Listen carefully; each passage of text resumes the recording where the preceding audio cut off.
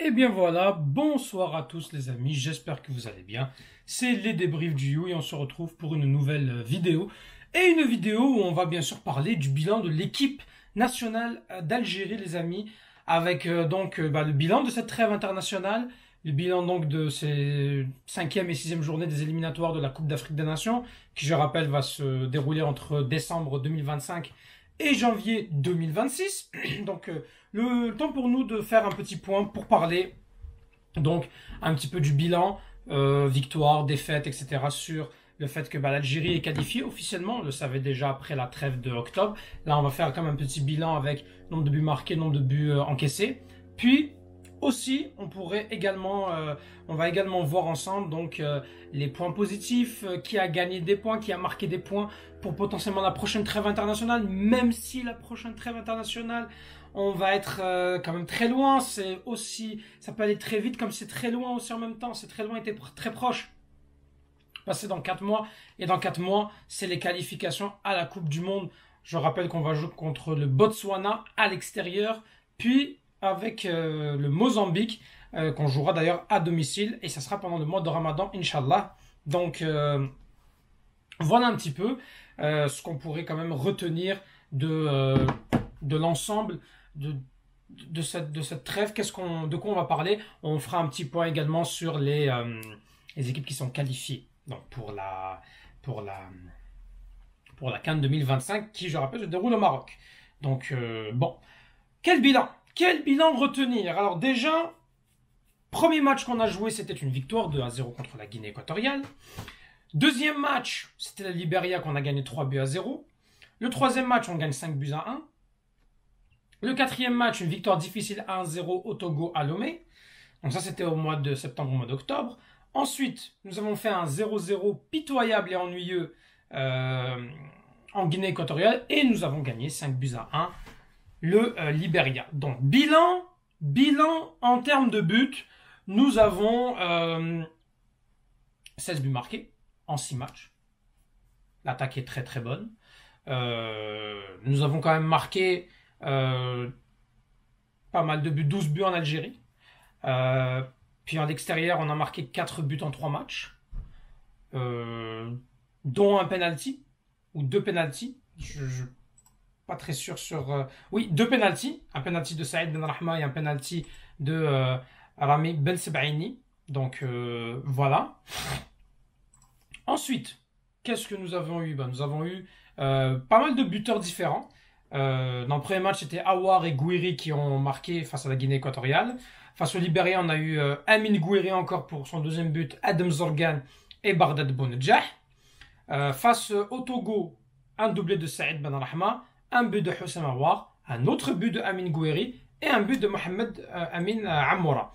Ben Sebaini qui marque lors du match face au Togo. Aucun but entre la Guinée équatoriale et l'Algérie pour la 5e journée. Et enfin, pour le dernier match, il y a eu, quand j'ai fait en live, Aïssa Mandi, Riyad Mahrez, Bardad Bounedjah, Amin Gouiri encore, et Mohamed Amin Amoura. Donc, quand même, on a pas mal de buteurs différents. On a beaucoup d'attaquants qui ont marqué. Il faut aussi des défenseurs, on a quand même vu Mandi qui ont marqué, Ben Sebaini aussi sur penalty. Donc, on a eu des milieux de terrain aussi, Awar, Zorgan. Donc, il y a quand même pas mal de buteurs différents au cours de ces qualifications, les amis. On a quand même eu donc 16 buts marqués. Nous n'avons eu que 2 buts encaissés. Les 2 fois, que ce soit face au Togo et face au Libéria où on gagne 5-1, on concède l'ouverture du score, mais on a de la réaction. Ça, c'est ce qu'on peut surtout souligner. On prend quand même 16 points sur 18.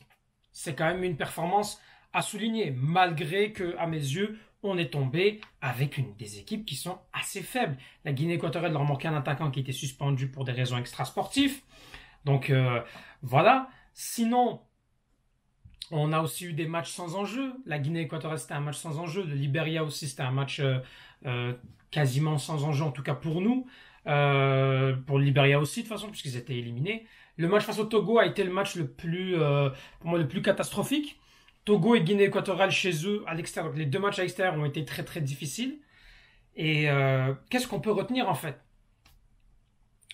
n'est toujours pas concentré dans un match. On a des bonnes périodes, sauf qu'on n'arrive pas à concrétiser et on a des gros problèmes sur nos temps faibles. Notre défense est toujours aussi fragile, donc on a quand même encore pas mal de difficultés. Pour l'attaque, on a de très très bons joueurs. En attaque, on est mieux, on est bon. On a quand même de la fluidité, on a quand même des belles combinaisons qui se font, on a quand même des joueurs qui s'en sortent, qui font quand même des bonnes performances. Il faut quand même relativiser sur le niveau des adversaires, les amis. Donc c'est surtout ça qu'il faut prendre en compte. Donc on est vraiment sur ça, pour le bilan qu'il faudrait potentiellement faire pour ces matchs-là. Est-ce qu'on a un match satisfaisant de A à Z? Face au Liberia, le match aller, surtout, ça a été quand même l'un des meilleurs matchs. Face au match retour de 5-1, ça a été laborieux au début, mais on a été bien mieux en deuxième mi-temps. Donc, voilà où on en est dans la situation. C'est difficile. En tout cas, il y a quand même des victoires. Il y a quand même une équipe qui lâche pas. Il y a quand même eu une défense qui s'est un peu mieux améliorée. Parce qu'on a quand même, si on compare avec les premiers matchs, on encaisse beaucoup moins de buts. On a des erreurs encore défensives. On n'a pas encore. Il est passé à une défense à 3, certes. Mais c'est assez difficile. Je pense qu'il nous manque vraiment des joueurs. Je pense que des joueurs comme Tougaï, c'est plus possible. Mandy, il arrive à se débrouiller un peu mieux. Ben Sebaini, c'est le top. Mais Tougaï, c'est le maillon faible de cette défense. Et on l'a encore remarqué, il est fautif sur les 2 buts encaissés de l'équipe. Donc voilà. Et le match face au Togo, je n'oublierai pas que Tougaï a fait beaucoup de boulettes. Donc, puis il fait également une grosse erreur face à la Guinée équatoriale au match aller, sauvé par Ukidja. Donc, tiens, puisque je viens de faire une transition sur Ukidja, on va parler des joueurs qui ont gagné des points. Pour moi, il y a Ukidja, qui fait quand même un très très bon match face à la Guinée équatoriale. En Guinée équatoriale, il nous sauve quand même d'une défaite qui aurait pu être très inquiétante. On n'a vraiment pas été bon dans ce match-là. Et Tougaï a été d'ailleurs l'artisan de cette erreur. Mais Ukidja a quand même marqué des points. Même si, encore une fois, dans notre poste de gardien, on n'a pas encore notre gardien type. Mais il faudra que Petkovic choisisse entre Ukidja, entre Mandrea, qu'il a quand même fait jouer dans les 2 premiers matchs. C'est qu'il fait jouer Mandrea les 2 premiers matchs. Il fait jouer ensuite Guendouzi les 2 autres matchs. Puis là, il a fait jouer une fois Ukidja, une fois Guendouzi. Donc bon, Guendouzi est celui qui a joué le plus de matchs. Mais Guendouzi, encore une fois, au niveau de la relance, c'est pas bon. Au niveau des contrôles de balles, parfois, c'est très inquiétant, c'est dangereux. Et il fait des erreurs aussi. Hein. Pour moi, il doit essayer de... Il peut l'arrêter, il n'a pas assez la main ferme dans le but qu'il encaisse face au Liberia. Et il fait une grosse erreur aussi lors du but face au Togo. Donc bon, le gardien, on n'a pas encore, mais il va falloir choisir un gardien. Parce qu'un gardien, si tu le mets en concurrence, il perd la confiance vite. Et un gardien, c'est pas un joueur de champ. Bon. Qui a encore gagné des points? On a quand même Gouiri. Gouiri qui a quand même marqué beaucoup de buts. On l'a vu lors du match face au Liberia, il a été étincelant. Il a été meneur de jeu. Il pourrait même devenir un petit peu ce meneur-là. Je pense que sur son côté gauche, il est excellent. Est-ce qu'on a enfin trouvé un successeur, pourquoi pas, pour ce côté gauche qui a été tenu, bon, il y a 10 ans, c'était Brahimi, mais pendant les 5 dernières années, c'était Youssef Belaïli. Donc ça serait vraiment intéressant, pourquoi pas, de mettre enfin et d'installer Gouiri enfin sur l'aile gauche. Définitivement, pour moi, il a gagné sa place face à Ben Alhama. On reviendra sur Saïd Ben Alhama. Abdelli, malgré une petite entrée, seulement 15 minutes qu'il a pu jouer, et ça a été exceptionnel. Il rentre avec une passe décisive. Pour moi, Abdelli doit être titulaire dans cette équipe-là. On a senti le jeu, on a senti le foot. Ça pue le foot, Abdelli, tout simplement. Ça pue le foot, et pour moi, c'est très intéressant que Abdelli soit titulaire. Pour moi, il pourrait venir accompagner, que ce soit dans un double pivot, il peut être aussi numéro 10, il est quand même polyvalent, puis ça peut vraiment aider. Hadjam aussi qui a gagné pas mal de points. Hadjam qui défensivement c'est encore limite, mais offensivement il fait beaucoup mieux que Ait Nouri, beaucoup plus discipliné, beaucoup plus percutant. Défensivement d'ailleurs il est meilleur que Ait Nouri qu'on qu'on peut se dire qu'il pourrait jouer mieux, peut-être un cran plus haut, peut-être au milieu. Il peut jouer aussi ailier gauche. Est-ce que peut-être que Ait Nouri, on ne devrait pas le reconvertir en un ailier gauche, une doublure, ce qui serait beaucoup mieux que le mettre dans un poste de latéral gauche où défensivement c'est très difficile. On a aussi Zerouki. Zerouki, son match, le match face à la Guinée équatoriale, il est tout seul à surnager. Et je pense qu'on en fait trop parfois avec Zerouki. Même moi, je fais partie de ceux qui, voilà, il m'a jamais convaincu vraiment, mais je pense que si on le met dans de bonnes conditions, il peut apporter ce surplus. Il a quand même le jeu, il a une bonne vision. Il court beaucoup, il se démêle. Donc pour moi, Zerouki, ce serait quand même très très intéressant. Un Zerouki qui soit vraiment mis en confiance. Puis on espère qu'il soit aussi bon. Coup de poing, Youssef Attal. Mais en tout cas, pour notre ami Farsi, pour moi, il a gagné encore une fois. Son entrée a été très très bonne. Même si face à la Guinée équatoriale, ça a été difficile pour lui. Mais faut quand même aussi se dire que bon, ça a été quand même global. Tout le monde a été mauvais lors de ce match face à la Guinée équatoriale. Tout le monde a été mauvais. Et est-ce que c'est peut-être parce que les joueurs ne voulaient pas se blesser, avaient peur? On ne saura pas, mais il y a de fortes chances que c'est ça la raison. Donc voilà pour moi ceux qui ont gagné des points. Ceux qui pour moi ont vraiment perdu des points, Bounjah. Malgré qu'il marque, mais il est vraiment sur la fin. Très très content pour lui pour son 32e but. Mais pour moi je suis quand même très très très déçu. Puis je pense qu'il faut tourner la page à un moment donné. Donc pour moi, il peut être très bon sur le banc, rentrer un petit peu, harceler la défense, peut-être essayer de venir fatiguer un petit peu cette équipe. Ça pourrait être bien sur le banc qu'il sorte. Mais titulaire, puis il rate beaucoup. Il rate beaucoup. Donc voilà. Benrahma et Benzia, pour moi, ils ont totalement déçu. À mes yeux, c'est une déception totale. Benrahma, si je ne me trompe pas, il a joué non, il a joué, oui, il a joué le match face à la Guinée équatoriale a été dégueulasse. Et Benzia, que ce soit les deux rentrées qu'il fait, Benrahma son rentrée face au Libéria, ça n'a vraiment servi à rien. Puis non. Je pense que Benzia et Benrahma pour moi ne peuvent plus être en équipe nationale parce que vraiment ils sont décevants. Vraiment. Puis ils ont raté beaucoup de face à face, face au Togo, puis ça s'énerve beaucoup. Non.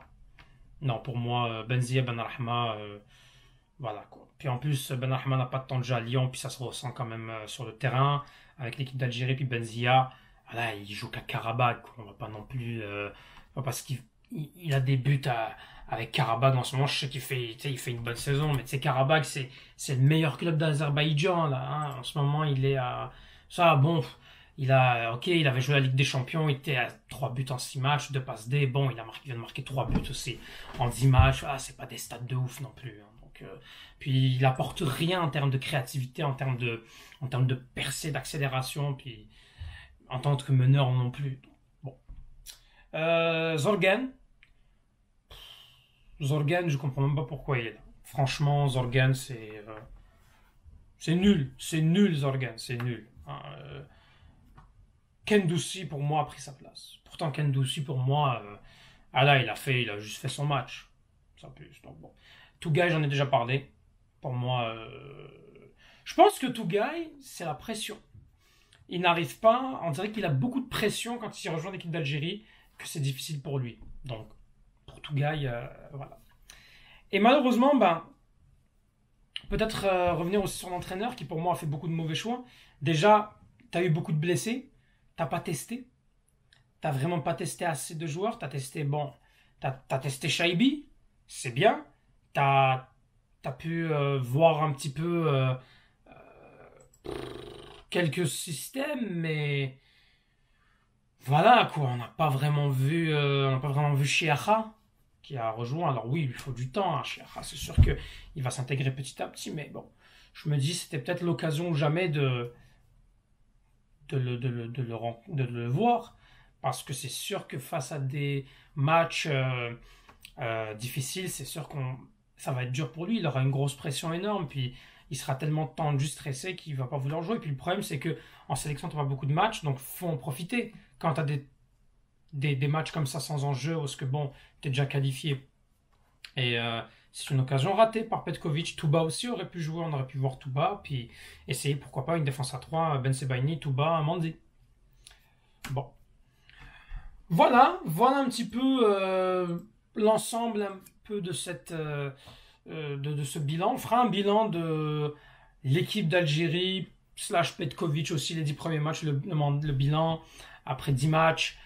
En même temps, le bilan de l'année 2024. Ça arrivera prochainement sur cette chaîne. Puis voilà. Le temps pour moi de vous parler un peu des qualifiés. Donc les Comores et la Tunisie pour le groupe A. Les Comores qui ont fini à la première place. La Tunisie a fini deuxième en perdant face à la Gambie. Le groupe du Maroc, où le Maroc qualifie en tant que pays organisateur, qui a fait 18 points sur 18. Le Gabon est la deuxième équipe qui se qualifie dans le groupe du Maroc. Le groupe C avec l'Égypte, le Botswana, la Mauritanie, le Cap-Vert. Donc c'est l'Égypte et le Botswana qui se qualifient suite au match nul entre l'Égypte et le Botswana. Le groupe D avec le Nigeria qui se qualifie, avec le Bénin. Le Rwanda avait gagné le Nigeria, mais ce n'était pas suffisant pour aller chercher la qualif, sachant que le Bénin et la Libye, ça a fini 0-0. Donc voilà.